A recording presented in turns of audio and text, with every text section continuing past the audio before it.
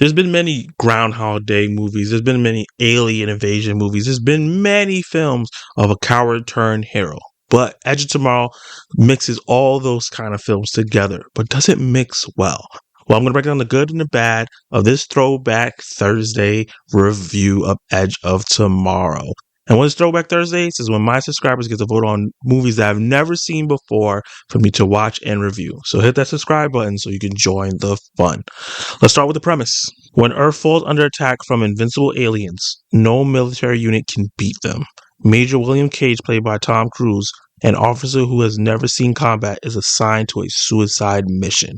Killed within moments, Cage finds himself thrown into a time loop in which he relives the same brutal fight and his death over and over again. However, Cage's fighting skill improved with each encore, bringing him and a comrade, played by Emily Blunt, closer to defeating the aliens. Tom Cruise's performance is the biggest highlight for me in this film because he's usually playing the coolest guy on the planet, whether it's Jack Reacher, where he's a badass, where it's Top Gun and Top Gun Maverick, where he's a badass, whereas Mission Impossible, he's a badass. There's a list of movies where he's like the smoothest, suavest guy. So for him to play a coward for like the first half of this film was refreshing to see. And I think he did a great job of playing that character. By the time he does turn into the badass that we usually see him turn into, I thought it was like a really great transition, and it really made me root for the character even more. For him to go from this officer who basically was like a salesman for the government, but forced into this position that was uncontrollable for him and has to be turned into a hero. And what they do with Emily Blunt, who's one of my favorite actresses, and she usually plays very well, like emotional characters, caring characters, and she just has a lot of heart in her performances most of the time. So for her to play a stoic action hero in this movie and do it really, really well, where I never once second guess like, nah, she can't do this. Because sometimes they put female characters in these action roles and they don't have the presence that they need to really play it like how a man plays it and make it believable. But Emily Blunt, every moment from the first time they showed her in one of those posters they had for her, or in a commercial, or when she first showed up on the battlefield itself, I immediately believe that she can kill every single monster out there. And I think she did a great job. It was all in the performance, the way she carried herself. But that emotion, that caring that she does have, peeked through a little bit, and that was her character arc in this film. Emily Blunt knocked it out of the park. Cruise and Blunt's chemistry is also really great, which is a big part of the movie and really carries a lot of the film, because him being the coward, her being the badass, but also stoic, he is emotional, and them kind of bouncing off each other in that way. Her not really having that much respect for him in the beginning, and him just being pissed off that she's pushing him so hard was really great. And then as they go toward, kind of liking each other, I really was rooting for them. Usually in these movies, when they kind of force romances into films, I kind of roll my eyes, but I understand why they do them. They want people to connect and like feel for them. But I think because of the performances, and also the way the story was played out, and the fact that it was a time loop, and they, remember what happened each time, they had so much time together, it just made sense that they would eventually fall for each other. So I think that the way they executed it was really, really great. And speaking of the plot, I think the writers here did a great job of taking a lot of stereotypical different plot devices, but mixing them well together, and also adding wrinkles in each of those so that it made the movie feel more unique than the movies that it's inspired by. An alien invasion movie, we've seen those 1,000 million times. So what they did here was not only make the mimics have unique designs,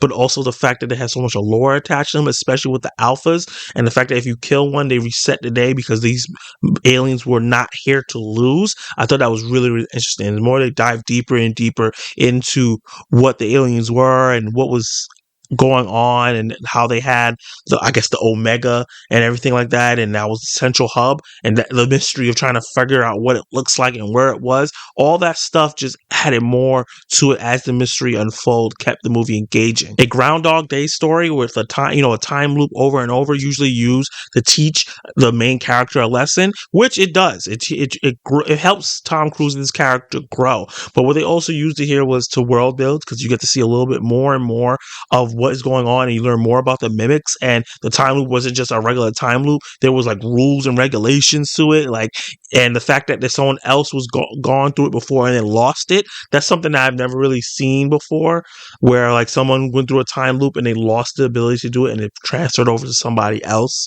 I think that was very, very interesting. It wasn't like you're the chosen one. It's just, it so happened to happen to you, and you have to now decide if you're going to help and break the loop. I think that was a really great storytelling device. It helped with the action because it played on the different parts of the action really well, but it was also used really great comedic effect. Every time he died and then came back into that same position, it always made me laugh. And speaking of the action felt like a James Cameron film. They really took, I feel like inspiration from his Avatar films, because down to the grunts and the people in the army and how they felt so patriotic and one-linery, and the way you see them in the Avatar films, they felt like that here. And just the aesthetic and how everything looked, even down to the war suits that they had to use to fight the mimics, just felt like it was inspired by James Cameron's sci-fi films. And I think they did a really good job of executing all that and made the movie really, really fun, because it was intense, it was thrilling,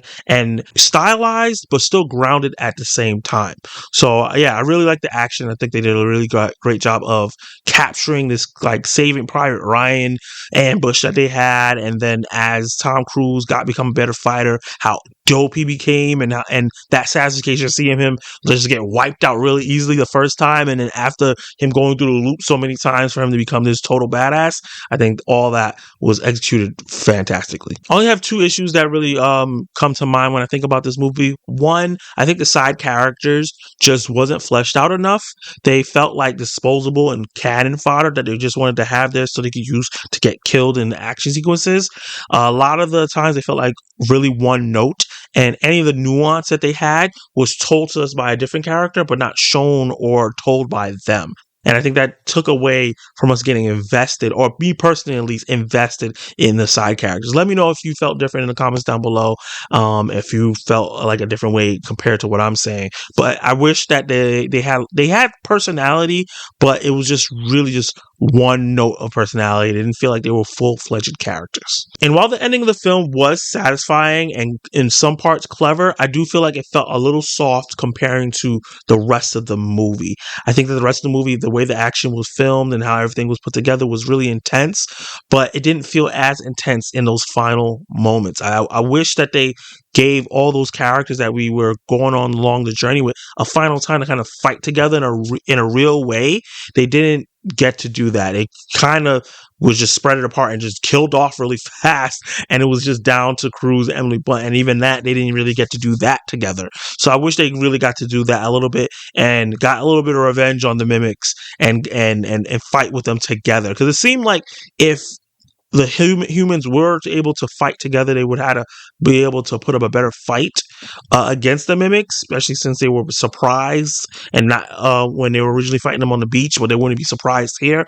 But they didn't give that opportunity, and I think that was a missed opportunity to have a kind of a cool hoorah moment in the film. I think Edge of Tomorrow is a great film. I feel like it's very unique because it captures a lot of different types of tropes, like I said, and puts them together in a very unique way where I've never seen a movie like this before. Like, I've seen movies that are similar, but I've never seen a movie exactly like this. So it puts it in a very unique space where you won't find another movie like this.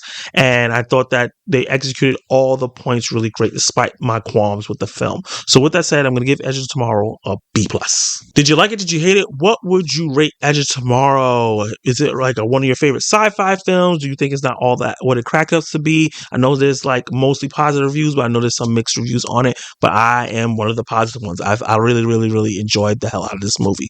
Let me know in those comments down below. Like the video, get this video popping, subscribe to the channel so you can be joined on the Throwback Thursday fun, and vote on my next poll to see what the next movie that I review that I've never seen before, what classic film or what really good film that I've never seen before. So you definitely hit that subscribe button, and you can check out all my content right now.